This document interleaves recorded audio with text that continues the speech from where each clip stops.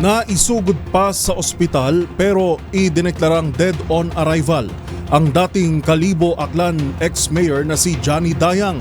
Ito'y matapos walang awang pagbabarilin sa loob ng kanyang bahay ang 89 anyos na dati ring o na isa ring veteranong mamamahayag. Sa balitang yan, tinutukan ni Kyle Buyas.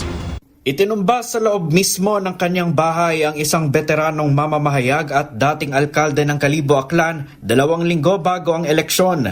Ayon sa kapulisan, 3 tama ng bala ang tumapos sa buhay ni Johnny Dayang. Bagamat na isugod pa siya sa ospital, idineklara din itong dead on arrival. Sa investigasyon ng Aklan Provincial Police Office, nanonood lamang aniya ng telebisyon ng 89 anyos sa biktima nang makita ito ng suspect na nasa labas ng kanyang bahay at saka siya binaril. Kaugnay nito, mariing kinundena ng Presidential Task Force on Media Security ang ginawang pamamaslang kay Dayang. Nakikipag-ugnayan ng task force sa mga law enforcement agency, kabilang na ang pambansang pulisya, para mapanagot sa batasang salarin habang nagpapatuloy din ang investigasyon tungkol sa motibo sa likod ng krimen.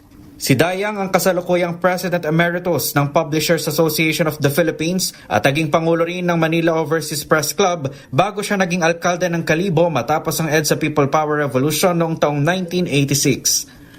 Para sa MBC TV Network News, ito si Kyle Buyas ng DZRH, una sa Pilipinas, una sa Pilipino.